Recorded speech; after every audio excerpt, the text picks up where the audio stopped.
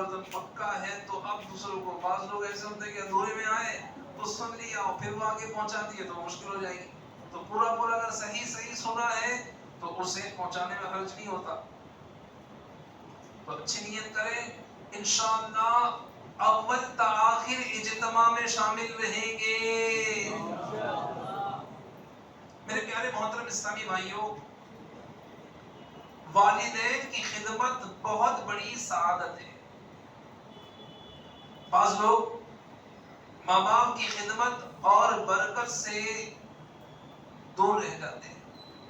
بڑا بھائی ہے نا وہ ماں کو سنبھالے گا، ارے چھوٹا بھائی ہے نا وہ ماں تو اسی کے بچے سنبھالتی ہے تو وہی رہے.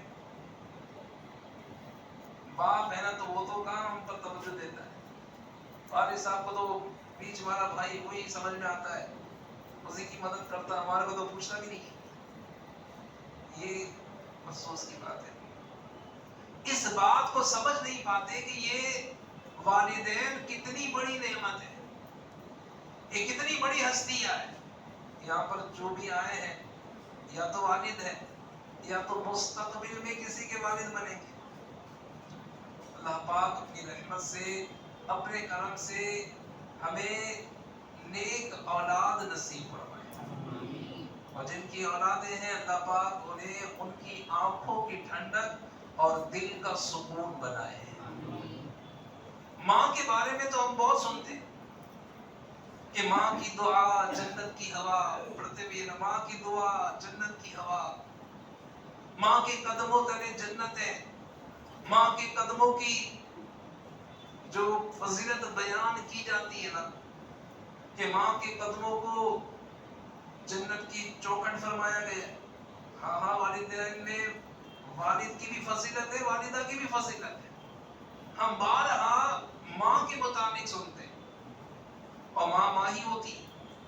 اس بات میں کوئی شک نہیں کہ ماں کا کسی سے موازنہ نہیں کیا جا سکتا. ماں کا دنیا میں کوئی نعمت بدل نہیں ہے، لیکن والد کی خدمت اور ادب و احترام کے حوالے سے وہ چیز نظر نہیں آتی، اور نہ ہی والد سے اتنی محبت کا اظہار کیا جاتا ہے. حالانکہ ہماری زندگی میں والد کی ایک خاص اہمیت ہے اور اہم کردار ہے. والد یہ بہت بڑی نعمت ہے، اور کسی کو بھی والد والدہ ایک بار ہی نصیب ہوتے ہیں. جب تک وہ جیوت ہے، زندہ ہے، ان کی خدمت کی جا سکتی ہے، ان سے دعائیں لی جا سکتی ہے، ان کا ادب و احترام کر کے ثواب کمایا جا سکتا ہے. جیسے ہی وہ گھر سے یہاں آ گئے، یعنی قبرستان آئے، تو اب اس کے بعد یہ سعادت نہیں مل سکتی. والد یہ کیسی نعمت ہے، اور یہ سعادت مند بچوں کو ہی پتا ہوتا ہے. ایک حکایت بڑی دلچسپ ہے. ایک شخص کے 4 بیٹے تھے. وہ بیمار ہوا تو اس کے ایک بیٹے نے اپنے بھائیوں کے سامنے بڑا عجیب فارمولا پیش کیا.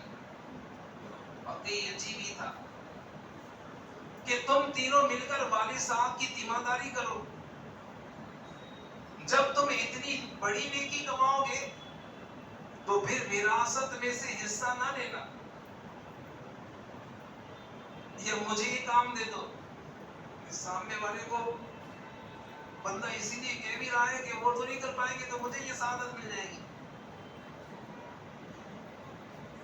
کہ میں والد صاحب کی تیمارداری کروں، ان کی خدمت کروں، اور وراثت میں سے کوئی حصہ نہ لوں.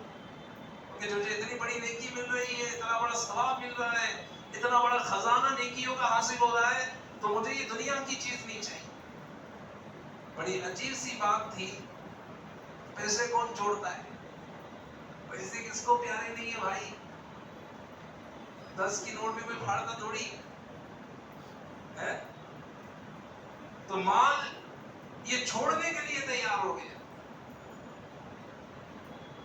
وہ بھائی جانتا تھا کہ والد کی خدمت کا کیا اجر ہے، کیا ثواب ہے. چنانچہ تینوں بھائیوں نے کہا اس سے اچھی اور کیا بات ہے کہ تم ہی والد کی خدمت کرو اور وراثت میں سے کچھ نہ لو. وراثت کیا ہوتی ہے؟ کہ والد نے جو کچھ چھوڑا ہے وہ وراثت ہے. وراثت کو بہت سارے الفاظ پہ بیان کیے جاتے ہیں. ترکہ بھی کہا جاتا ہے کہ والد کے ترکے میں سے حصہ. اور اسلام میں اس کی پوری ایک بہترین رہنمائی دی گئی ہے کہ ماں کا 9واں حصہ ہے. تو اگر بیٹا اور بیٹی ہے، 2 بیٹی ہے 1 بیٹا ہے، تو نصف ایک حصہ اگر ملتا ہے لڑکے کو تو آدھا حصہ دونوں بہنوں کو ملے گا. مثال کے طور پہ باپ نے 3 لاکھ روپے چھوڑے. ہاں، باپ نے 3 لاکھ روپے چھوڑے ہیں. 1 لڑکا ہے 2 لڑکی، تو لڑکے کو 2 لاکھ روپے ملیں گے. 4 لاکھ چھوڑے تو، اور لڑکیوں کو 1 لاکھ روپے ملیں گے. یعنی یہ تقسیم شریعت نے بیان کر دی ہے. غالباً سورہ نور کے اندر اس کی پوری تفصیل موجود ہے. ربع کس کو ملے گا، سدس کس کو ملے گا، ثلثان کس کو ملے گا. پھر اگر اسبا ہے، یعنی اس کی کوئی بھی نہیں ہے، تو چچا بسا ہوگا اسبا بن جاتا ہے. یعنی والد کا بھائی ہے، اس کو بہت کچھ مل جاتا ہے. دادا ہے، دادا کو سدس کا ملتا ہے، کبھی اسبا بھی بن جاتا ہے. مطلب بقیہ جتنا بچہ ہے وہ سب کے سب دادا کو مل جائے. ایسے بھی شرعی طور پر رویت بیان کی گئی. اچھا، بعض ہوگا یہ بھی آخر میں بیان کہ کس کا کوئی وارث نہیں ہے، تو اس کا سارا پیسہ مال غنیمت میں جمع ہو جائے. ہمارے وہاں تو ایسا سسٹم نہیں ہے. تو عرض یہ کر رہا ہوں کہ وراثت کے اہم مسائل ہیں، مگر لوگوں کو پتہ نہیں. بہن کو نہیں دیتے کہ شادی کروا دی تھی نا، شادی میں 10 لاکھ روپے خرچ کیے تھے، اب کہاں سے ان کو باپ کے حصے میں سے دیں گے. باپ نے تو ایک ہی گھر چھوڑا بھائی، وہ ایک گھر میں بیٹیوں کا بھی حصہ ہے. جہاں بیٹوں کا حصہ ہے وہیں پر بیٹیوں کا حصہ ہے. کوئی سیکھتا نہیں ہے، کوئی سمجھتا نہیں ہے. اور پھر اچھا یہ حصے ایسے ہیں نا شریعت میں جو وراثت کے بیان میں بیان کیا گیا ہے، یہ معاف بھی نہیں ہوتے کہ معاف کر دو یا میں نے معاف کر دیا. اس میں کسی کو وکالت دینی ہوتی ہے، وہ قبضے میں لے لے، پھر وہ لے لے. اس کی صورتیں بیان کی گئی ہیں. تو بہت سارے ایسے ہیں جو وراثت کے معاملے میں بالکل جانتے ہی نہیں ہیں کہ والد کا انتقال ہوا سارا میرا. بعض تو ایسے ہیں کہ انتظار کر رہے ہوتے کہ والد صاحب کب مرے، جیسے ہی گئے دنیا سے مٹھا لگا دیتے پیپر میں کہ سارا کچھ میرا ہو گیا. ایسے بھی کیسے سننے میں ملے ہوں گے، آپ کو بھی ملتے ہوں گے کہ وہ پورا کے پورا میرا ہو گیا. تو میرے پیارے محترم اسلامی بھائیوں، والد صاحب یہ نعمت ہے، اس حکایت سے سنیے. بہرحال یہ فارمولا طے ہو گیا اور وہ بھائی اپنے والد کی خدمت کرتا رہا. 4 میں سے 1 خدمت کرتا رہا اور 3 یہ خدمت نہیں کر رہے تھے، یہاں تک کہ والد کا انتقال ہو گیا. اس خدمت گار بیٹے نے وراثت میں سے کوئی حصہ نہیں لیا، کیونکہ وعدہ کیا تھا میں والد کی خدمت کروں گا تو میراث میں سے حصہ نہیں لوں گا. اور یہاں تو الٹا ہے کہ میں نے خدمت کی ہے ساری میری، جتنی پراپرٹی ہے سب میرا، سب میں میرا حصہ، کیونکہ میں نے زیادہ خدمت کی ہے. تو خدمت میں مال و دولت کا تغبن نہیں ہے. یعنی وہ اس طرح سے چلا جائے کہ اس نے خدمت کی تو پورا کے پورا اس کا ہو جائے گا. ایسا نہیں، جو خدمت کرے اس کو بھی ملے گا، جو خدمت نہیں کرے اس کو بھی ملے گا. اب چونکہ یہ حکایت بیان کی جا رہی ہے تو اس نے کوئی حصہ نہیں لیا.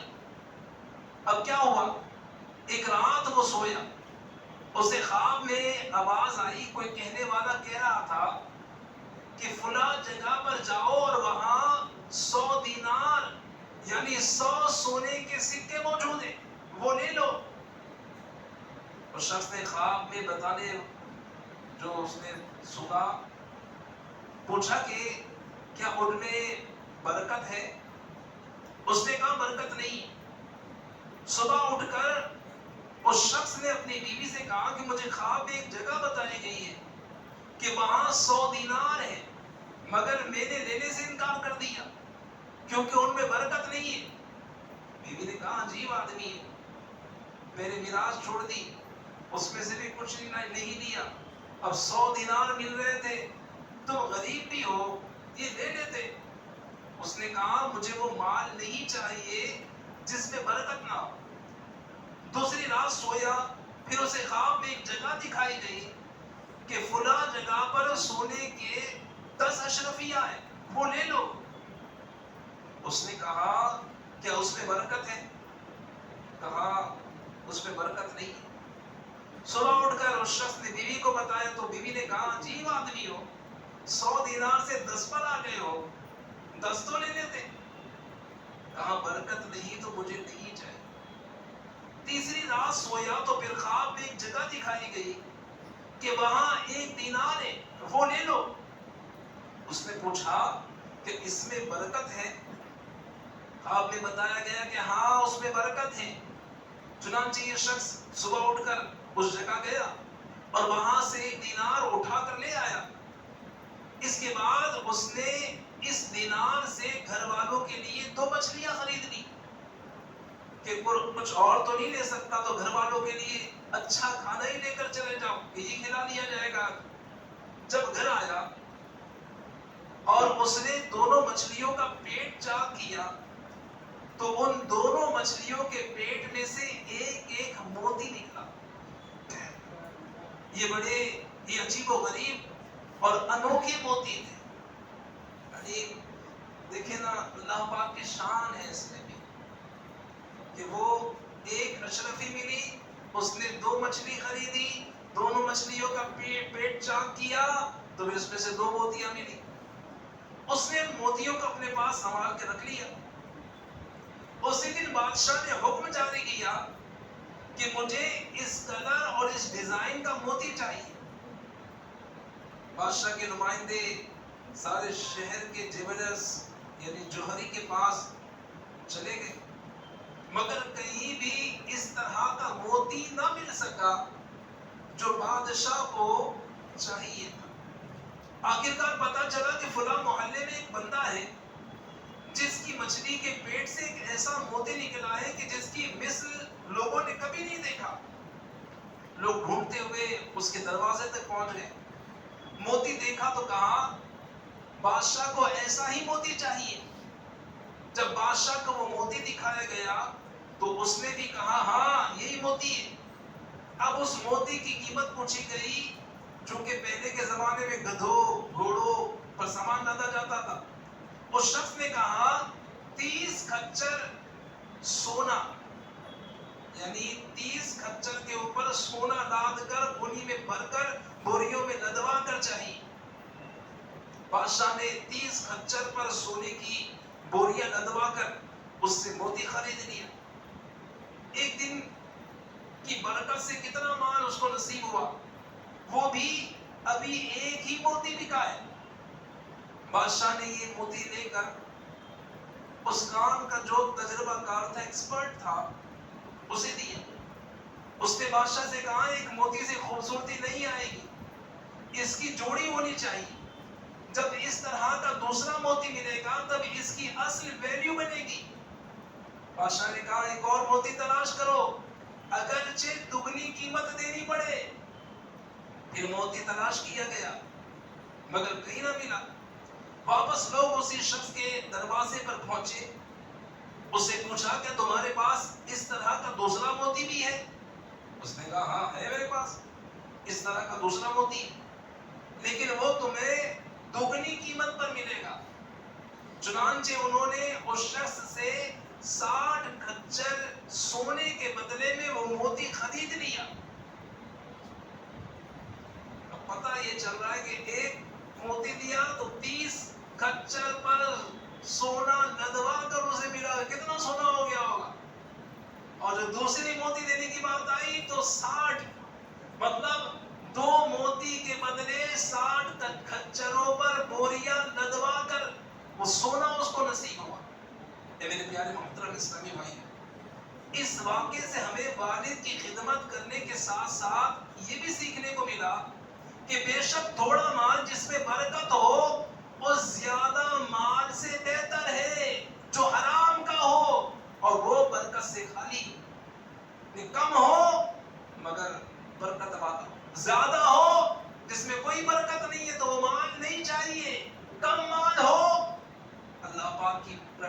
ہو, اس میں برکت ہو, تو وہ زیادہ مال سے دیتا ہے. بہرحال اس بیٹے نے والد کی خدمت کی تو اللہ پاک نے اسے غیب کے خزانوں سے مالا مال کر دیا. اس نے کچھ مال ٹھکرایا, اسے بہت کچھ مل گیا. بس اوقات ایسا ہوتا ہی ہے نا, چھوٹے بن جائے تھوڑا سا لگتا ہے کہ ہاتھ سے چلا گیا, مگر اللہ کی رضا کے لیے کوئی جھکتا ہے, اللہ پاک اسے سرخروی عطا فرماتا ہے, اللہ اسے برکت عطا فرماتا ہے. تو یہی واقعہ پیش آیا کہ اس کو اللہ پاک نے کیسی برکت دی کہ ایک اشرفی تھی سونے کی, اور اس کے ذریعے 90 بوریاں سونے کے یہ کھچر پر لاد کر اس کو نصیب ہوئی. میرے پیارے محترم اسلامی بھائیوں, اس واقعے میں والدین اور بچوں دونوں کے لیے درس ہے. والدین کہتے ہیں کہ بچوں کے لیے بہت کچھ چھوڑ کر جانا ہے. ارے بھائی, بچوں کے لیے تو کما رہا ہوں. بات چیت ہوتی ہے تو عموماً بندے یہی جملے کہہ رہے ہوتے ہیں, اپنے لیے تھوڑی کام, بچوں کے لیے کما رہا ہوں. کمانا کیا ہے, آج ہے کل چلے جائیں گے, یہ سب کچھ بچوں کے لیے. میرے پیارے محترم اسلامی بھائی, اسی طرح سے باتیں ہوتی ہیں کہ فیکٹری بنی ہے تو بچوں کے لیے, کارخانہ لگانا ہے تو بچوں کے لیے, دکان لگانی ہے, کاروبار سیٹ کرنا ہے, پلاٹ لینا ہے, بچوں کے لیے. یہ سب کچھ سوچا جاتا ہے کہ میرے بچے, ان کے مستقبل بہتر ہو جائیں گے, لیکن یہ نہیں سوچتے کہ بچوں کے لیے حلال کما رہے ہیں یا حرام, بچوں کی تربیت کیا کر رہے ہیں, بچوں کو کیا سکھا رہے ہیں, بچوں کی پڑھائی پر کتنی توجہ ہے, بچوں کو اسلامی تعلیمات سے کتنا روشناس کروایا جا رہا ہے, بچوں کو تہذیب و تمدن کتنا سکھایا جا رہا ہے. یاد رکھیے, جو شخص بچوں کے لیے مال چھوڑ کر جائے اور بچوں کی اچھی تربیت نہ کرے, اگر وہ اس مال سے حرام کام کریں گے تو عذاب اس سے ملے گا. اس نے مال چھوڑا تھا, پیسہ ہے, تربیت نہیں کی, مال کمایا, بچوں کو دیا, اس نے جوئے میں لگا دیا, اس نے حرام کام میں لگا دیا, شراب اور رباب کی محفلوں میں لگا دیا, غلط کاموں میں اس نے مال خرچ کر دیا, تو باپ کو بھی اس کا عذاب اس کی قبر میں بھگتنا پڑے. حضرت عمر بن عبدالعزیز رحمت اللہ تعالی علیہ کے بارے میں آتا ہے, جب آپ دنیا سے جانے لگے تو آپ کے پاس بہت تھوڑا سا مال تھا. کسی نے کہا, آپ نے اپنے بچوں کے لیے کچھ نہیں چھوڑا؟ آپ رحمت اللہ تعالی نے کیا شاندار جواب دیا کہ اگر میرے بچے اللہ پاک کی نافرمانی کرتے ہیں یا نافرمان ہیں تو ان کے لیے کچھ چھوڑ کر جانا درست ہی نہیں کہ وہ اسے غلط کاموں میں خرچ کریں گے, اور اگر اللہ پاک کے فرما بردار ہیں تو اللہ پاک اپنے غیب کے خزانوں سے انہیں عطا فرمائے گا, انہیں خود ہی غنی کر دے گا اور ان کی روزی میں برکت ڈال دے گا. تو اللہ پاک کی فرما برداری سے رحمتیں ملتی ہے, برکتیں ملتی ہے, سعادتیں ملتی ہے, دنیا میں وہ اخروی انعامات نصیب ہوتے ہیں. مقصد یہ ہے کہ بندہ اللہ پاک کا فرما بردار بننے کی کوشش کرتا ہے. اوقات دو پہلو بھی ہوتے ہیں کہ لوگوں کے سامنے تو بہت اچھا ہو جاتا ہے, مگر انفرادی طور پر بالکل جلاد قسم کا ہوتا ہے. ایسے بھی لوگ ہوتے ہیں کہ لوگوں کے سامنے بہت جھک جاتے ہیں, مگر کوئی نہیں ہوتا تو بالکل اکڑ جاتے ہیں. تو ایسا بہروبی انداز نہیں ہونا چاہیے, دونوں کی تلوار نہیں ہونی چاہیے, بلکہ انداز ہمیشہ ہمارا ایسا ہو کہ لوگوں کو محبتیں بانٹتے جائے. منکسر المزاج آدمی کامیاب ہوتا ہے, جس کا اخلاق اچھا ہو, گھر میں بھی اچھا ہو, باہر بھی اچھا ہو. جب فون آئے تو بالکل نرم آواز ہو جائے, اور جب فون سے مطلب کٹ جائے فون تو وہ اپنا انداز اختیار کر لے کہ فون آیا تھا تو تھوڑا سا بدلاؤ آ گیا, رویے میں تبدیلی آ گئی, اور جیسے ہی فون بند ہوا تو اسی شیر ببر کی طرح دھاڑ رہا. ایسا انداز نہیں ہونا چاہیے. ہمیں اپنی بھی تربیت کرنی ہے اور اپنی تربیت خود کرنے کے ساتھ ساتھ اپنے بچوں کو پریکٹیکل تربیت دینی ہے. خود تو نافرمانی پر نافرمانی کر رہے ہو ماں باپ کی، اور بچوں کو بول رہے ہو کہ بیٹا ماں باپ کی فرما برداری تو بڑی عظمت ہے، خود باپ کو پوچھتے نہیں ہو اور بچوں کو سکھا رہے ہو کہ دیکھو حدیث میں تو باپ کی یہ فضیلت آئی ہے، ماں کی یہ فضیلت آئی ہے، خود نے اپنی ماں کو چھوڑ دیا ہے، مہینے کے 500 روپے بھی دینے کے لیے تیار نہیں ہے۔ ایسا نہیں ہونا چاہیے میرے پیارے محترم اسلامی بھائیوں، یاد رکھیں والد وہ سایہ دار درخت ہے جو دھوپ اوپر لیتا ہے اور بچوں کو سایہ دیتا ہے، دن رات کام کرتا ہے کہ بچے خیر سے کھانا کھائے، ہمیں پتہ نہیں چلتا مگر والد اپنی خواہشات کو قربان کر کے ہمیں کھلا رہا ہوتا ہے اور ہماری فرمائشیں پوری کر رہا ہوتا ہے۔ جب بچہ بازار میں جا کر فرمائش کرے کہ ابو یہ لینا ہے اور ابو دیکھے یار جیب میں پیسے اتنے نہیں ہیں مگر بچہ بڑی ضد کر رہا ہے، تو والد اپنے بجٹ کو آؤٹ کر کے بھی اپنے بچے کی خواہش پوری کر رہا ہوتا ہے، ٹھیک ہے انویسٹ کر لیں گے، یہ انداز والد کا ہوتا ہے۔ عموماً درخت کے پتوں کے نیچے سایہ ہوتا ہے مگر درخت اوپر سے بہت گرم ہوتا ہے، لیکن کیونکہ وہ ساری دھوپ اپنے اوپر لے لیتا ہے، یہی حال والد کا ہوتا ہے کہ وہ مصائب خود جھیلتا ہے جبکہ اپنی اولاد و اہل و عیال کو نعمتوں میں نہال رکھتا ہے۔ والد اللہ پاک کی بہت بڑی نعمت ہے، والد ہی اولاد کو انگلی پکڑ کر چلنا سکھاتا ہے، والد ہمیشہ چاہتا ہے کہ میرا بیٹا ترقی کرے، کسی کو ترقی کرتا دیکھ کر عموماً لوگ اس سے حسد کرتے ہیں، لیکن باپ وہ ہستی ہے کہ ترقی بیٹا کرتا ہے اور سینہ چوڑا باپ کا ہو جاتا ہے۔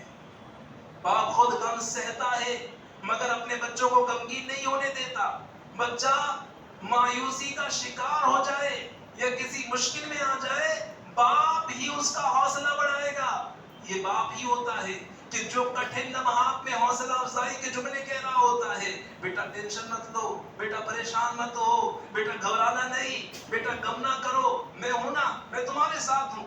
یہ وہ جملے ہیں جو ایک باپ ہی کے منہ سے نکل کر اولاد کی ٹینشن کو ختم کر رہے ہوتے ہیں۔ حالانکہ ایسے موقع پر باپ خود بھی گھبرایا ہوا ہوتا ہے، خود بھی ٹینشن میں ہوتا ہے مگر گھر میں کسی پر ظاہر نہیں کرتا کہ وہ کتنا پریشان ہے، اس میں کتنی مشکلات آئی ہوئی ہیں۔ اسے معلوم ہے کہ بچوں کو بتاؤں گا، یہ بچوں کی ماں کو بتاؤں گا تو یہ سب کے سب یہ ٹینشن میں آ جائیں گے، انہیں ٹینشن میں ڈالنے کی کیا ضرورت ہے، ارے میں ہوں نا، برداشت کر لوں گا۔ پھر کبھی قرضے اٹھاتا ہے تو کبھی مشکل زندگی گزارتا ہے، کبھی دگنی دہاڑی کرتا ہے، اوور ٹائم کام کر رہا ہوتا ہے، کبھی کسی سے ادھار مانگتا ہے، کبھی کسی کے در پر جاتا ہے تو کبھی کسی کے دروازے پر دستک دیتا ہے، صرف اس لیے کہ میری اولاد خوش رہے، میرے گھر والے پریشان نہ ہو۔ باپ خود آگ کے انگاروں پر چلتا ہے مگر اپنے بچوں پر کسی قسم کی آنچ نہیں آنے دیتا۔ یہ باپ کی گویا وہ سمجھ رہا ہوتا ہے کہ میری ذمہ داری کہ مجھے یہ کرنا ہے۔ بہت ساروں کے الگ الگ دن بھی آئے ہوئے ہوں گے، آج کوئی یعنی کھا پی رہا ہے، اچھی زندگی گزار رہا ہے، 10-20 سال پہلے کی طرف جائے، اگر کسی کی عمر 40 سال ہو، 35 سال ہو، 10 سال پہلے جائے، 20 سال پہلے جائے، اسکول کی فیس کا کیا معاملہ تھا، کالج کی فیس کا کیا معاملہ تھا، بھائی ایک وقت کھانا ہوتا تھا، رات کے وقت کا کھانا، اس کے لیے کتنی کوشش کی جاتی تھی،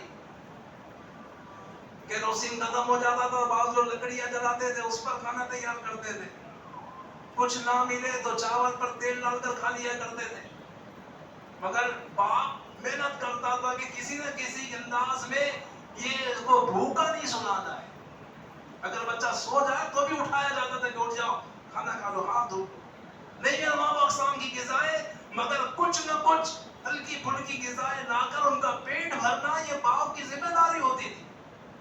میرے پیارے محترم اسلامی بھائی، کہ زندگی ایسے دو راہ پر لا کر کھڑی کرتی ہے کہ جب بچہ جوان ہو جاتا ہے اور والد بوڑھا ہو جاتا ہے، پہلے باپ بچے کی انگلی پکڑ کر اس کو چلاتا تھا، اب زندگی کی اس دہلیز پر باپ اپنے نوجوان بچے کے ہاتھ اور اس کے سہارے کا آرزو مند ہوتا ہے. پہلے باپ بچے کو سنبھالتا تھا، اس کی خدمت کرتا تھا، اس کو اٹھاتا تھا، بٹھاتا تھا، جگاتا تھا، اس کے کام میں مدد کرتا تھا. صرف بچے کا دل بہلانے کے لیے بازار کے چکر کاٹتا تھا. اب وہ وقت بدل چکا ہے. اب بچے کی باری ہوتی ہے کہ وہ والد کی خدمت کرے، والد کا احترام کرے اور ان کے لیے اپنے بازو کھولے.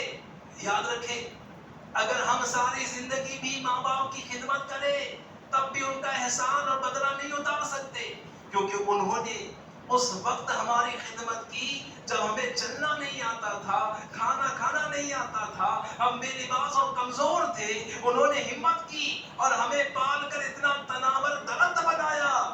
اب جب ان کی خدمت کی باری آئی تو ہمیں سعادت سمجھ کر ان کی خدمت کرنی چاہیے.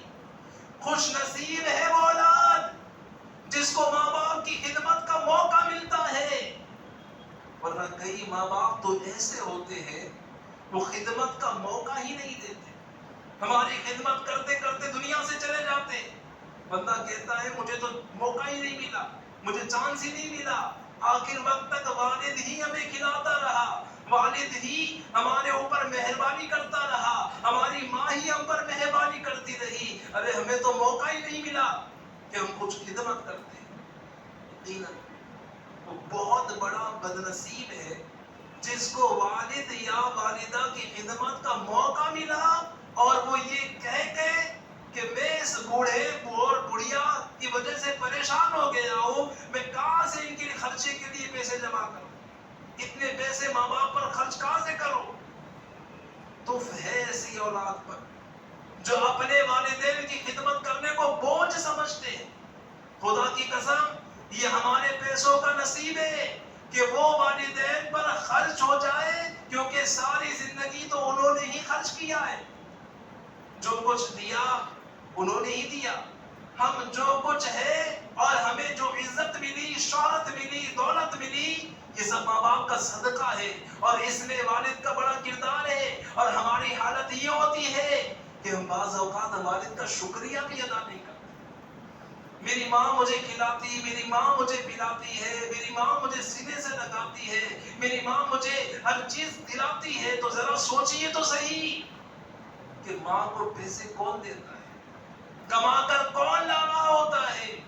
والد پورے گھر کا پلر ہوتا ہے مگر کوئی اس کا شکریہ ادا نہیں کر رہا ہوتا اور اس کی اس تکلیف کو سمجھ نہیں ہو رہا ہوتا ہے.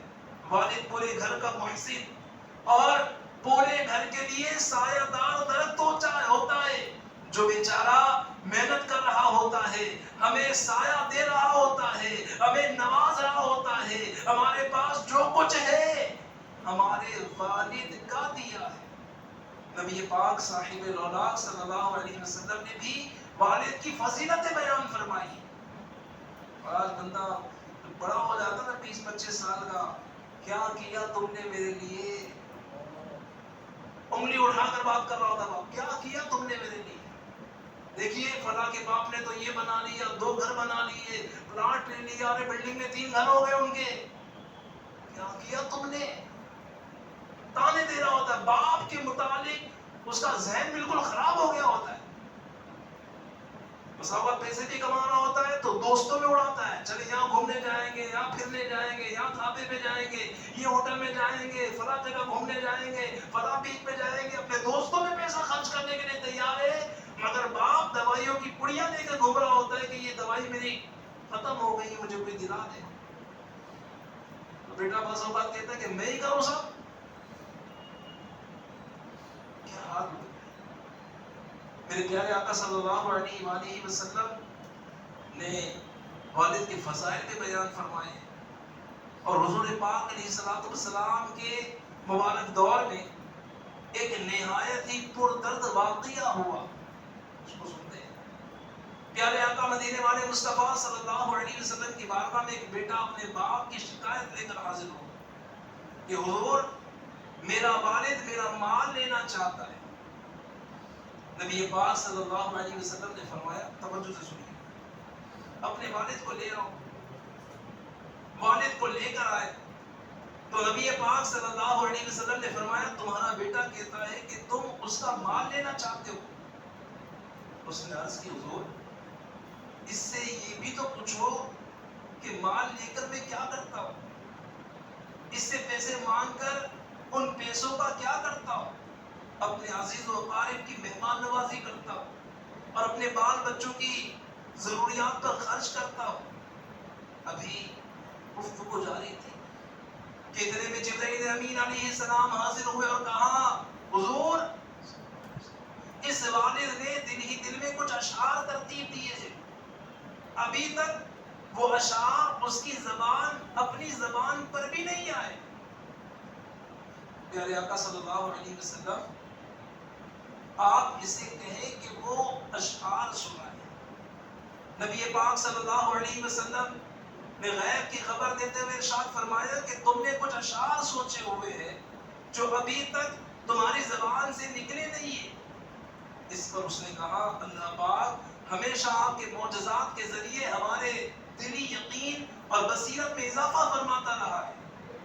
اب اس والد نے نبی پاک صلی اللہ علیہ وسلم کو وہ اشعار سنائے جن کا اردو میں ترجمہ ہے میں نے تجھے غذا پہنچائی, جب سے تو پیدا ہوا تیرا بار اٹھایا, جب تو ننھا تھا میری کمائی سے بار بار سیراب کیا گیا, جب کوئی بیماری غم بن کر تجھ پر اترتی تو میں تیری بیماری کی وجہ سے رات بھر جاگتا رہتا, میرا دل تیرے مرنے سے ڈرتا, حالانکہ مجھے خوب معلوم تھا کہ موت یقینی ہے اور اب سب پر مسلط ہوتی. میری آنکھیں یوں بہتی کہ گویا وہ مرض جو رات کو تجھے ہوا تھا نہ کہ وہ مجھے ہو. ایسا ہوتا کہ مجھے ہوا ہے یعنی بیمار تو ہوتا تھا, تکلیف مجھے ہوتی تھی, میں بے چین ہو جاتا. میں نے تجھے یوں پالا جب تو پروان چڑھا اور اس حد تک پہنچا کہ مجھے امید لگی کہ اب تو میرے کام آئے گا, تو تو نے میرا بدلہ سختی اور بدزبانی سے دیا. اے کاش جب تو نے والد ہونے کے حق کا لحاظ نہ کیا تو ایسا ہی سلوک کر لیتا جیسا ایک پڑوسی دوسرے پڑوسی کے ساتھ کرتا ہے. اتنا تو میرا خیال رکھ لیتا. اس دکھیائے باپ نے جب نبی رحمت صلی اللہ علیہ وسلم کو یہ اشعار سنائے تو رحمت للعالمین صلی اللہ علیہ وسلم کی آنکھوں سے آنسو جاری ہو گئے. نبی پاک صلی اللہ علیہ وسلم نے اس نوجوان بیٹے کا گریبان پکڑ کر ارشاد فرمایا جا تو اور تیرا مال سب تیرے باپ کا ہے. میرے پیارے محترم اسلامی سنا آپ نے کہ میرے پیارے آقا صلی اللہ علیہ وآلہ وسلم نے فرمایا کہ تو اور تیرا سب کچھ تیرے باپ کا ہے. آج کچھ بیٹے تو وہ ہیں جو خود پیسوں میں کھیلتے ہیں مگر بوڑھے اور کمزور باپ کے ہاتھ پر چند روپے رکھنے کے روات ان پر نہیں, مطلب انہیں توفیق نہیں ملی. جبکہ کچھ کا حال یہ ہوتا ہے کہ ترس کھا کر بوڑھے باپ کو پیسے دیتے ہیں لیکن اس سے پہلے ہزار تانے مارتے ہیں. یہ جملے ہم آئے دن سنتے رہتے ہیں کہ ابو یہ پیسے میرے اور یہ آپ کے ہیں اور کتنے دو بار بار کیوں مانگتے ہو. ارے مجھے بھی تو پیسوں کے کام ہے, کچھ دن پہلے ہی تو ابھی دیا تھا, ابھی پیسے دیا تھا, اتنی جلدی پیسے ختم کر دی. کیا سب کچھ آپ کو دے دو تو میں کیا کروں گا. اب مہینہ ختم ہونے سے پہلے پیسے مت مانگنا. باپ کا حال یہ تھا کہ وہ اپنی کمائی ہمیں کھلا کر خوش ہوتا تھا. اس کے پیسوں پر جب ہم عیش کرتے تھے تو اس نے کبھی اس پر برا نہیں منایا. اس نے ہمیں کھلاتے ہوئے کبھی یہ نہیں کہا تھا کہ مجھے گھر بیچنا پڑے گا. وہ تو اپنا نوالا روک کر ہمارے منہ میں ڈالتا تھا. والد نے خود نیا لباس کم پہنا تھا مگر ہمیں نئے لباس اور نئے جوتے لا کر دیے. جو ہم نے مانگا ہمارے والد نے پورا کیا. کبھی ہم نے سوچا کہ ہمارے والد نے اپنے لیے کب کیا خریدا. کبھی کہا ہو کہ بیٹا آج یہ جوتے بڑے پسند آئے ہیں میں اپنے لیے لا رہا. ارے نہیں, بلکہ باپ کی زبانی پر ہمیشہ یہی رہا کہ میں اپنے بیٹے کے لیے لایا ہوں, اپنی بیٹی کے لیے لایا ہوں, اپنی زوجہ کے لیے لایا ہوں. ماں باپ کمال کی ہستیاں ہیں, یہ اپنے لیے نہیں اپنے بچوں کے لیے جیتے ہیں. اور جب بچہ بڑا ہو کر ماں باپ کے ساتھ بے ادبی اور بدسلوکی کے ساتھ پیش آتا ہے, دل آزار جملے کہتا ہے, تو اس سے ماں باپ کا دل کتنا دکھتا ہوگا. کتابوں میں باپ کا ادب یہاں تک کہ لکھا ہوا ہے کہ بیٹا باپ کے سامنے ایسا ہونا چاہیے جیسے غلام آقا کے سامنے ہوتا ہے. باپ جب بیٹے کو حکم دے تو بیٹا لبیک کہے. یہ والد کا بیٹے پر حق اور ادب ہے. آج حالات یہاں تک پہنچ گئے ہیں کہ بیٹا باپ بنا ہوتا ہے اور باپ غلام بنا ہوتا ہے. اب باپ کہنا ہوتا ہے کہ بیٹا تھوڑے پیسے چاہیے, بیٹا انکار کر رہا ہوتا ہے کہ میرے پاس پیسے نہیں ہے.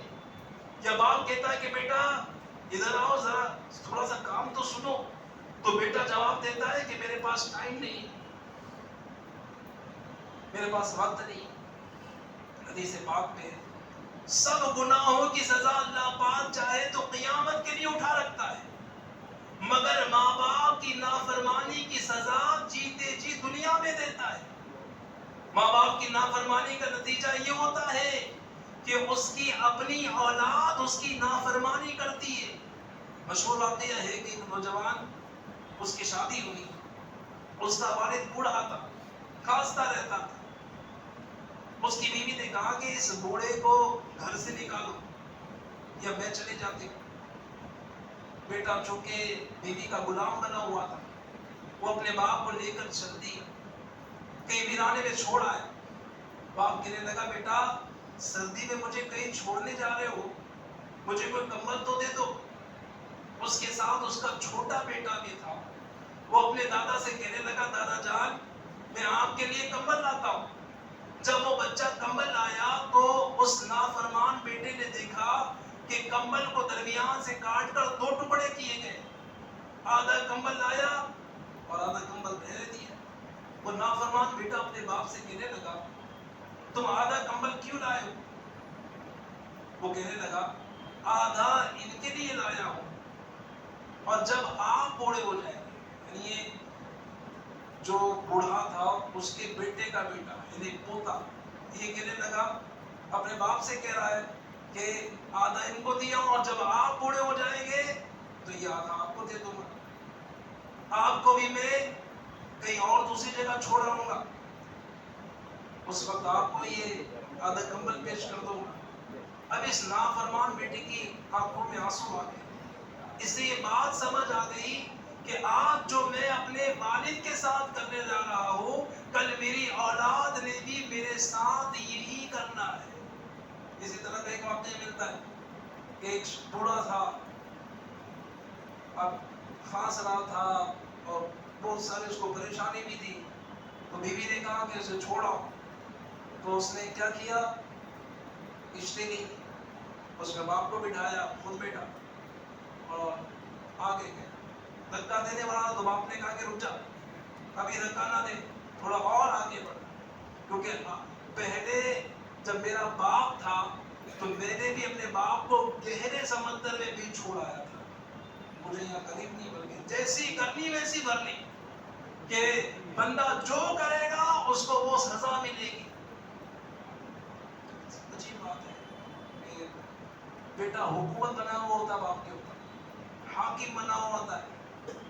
پہلے ایسا ہوتا تھا کہ باپ آتا تھا سب ڈر جاتے تھے کہ ہمارے سامنے. اب ایسا ہے کہ بیٹا آتا ہے تو ماں باپ ڈر جاتے ہیں کہ بیٹا تھک آ گیا ہے تھوڑا سا. اگر کچھ غلطی بھی کرتا ہے تو ماں ٹھنڈا کر دیتی کہ کچھ بولنا نہیں, کھانا نہیں کھائے گا. ایسا حال ہو گیا. کئی ایسے نافرمان ہیں کہ جو اپنے ماں باپ کی بد دعائیں لیتے ہیں, اتنا ستاتے ہیں اپنے ماں باپ کو, اتنا ان کا دل دکھاتے ہیں کہ ماں باپ یہ کہنے پر آ جاتے کاش یہ بچپن میں مر جاتا. ایسی ایسی بد دعائیں دی جاتی ہیں, ایسے ایسے کوستے ماں باپ. کیوں؟ کیونکہ بیٹے نے ایسا کام کیا, باپ نے کما کر کھلا کر اسے بڑا کیا, اب یہ بڑا ہو گیا تو نشے کی دوائیاں لے رہا ہے, نشے کی انجیکشن لے رہا ہے, ایسے لوگوں کے ساتھ گھوم رہا ہے, پھر رہا ہے کہ جو معاذ اللہ گناہوں بھری محفلوں میں جا رہے ہوتے ہیں. ڈرگس کا معاملہ ہے بالکل عام ہوتا جا رہا ہے. یعنی ماں یہ کہنے پر مجبور ہو جاتی کاش میں اس پر بانجھ ہوتی, یعنی مجھے کوئی اولاد ہی نہیں پیدا ہوتی, یہ بیٹا میرا نہیں ہوتا.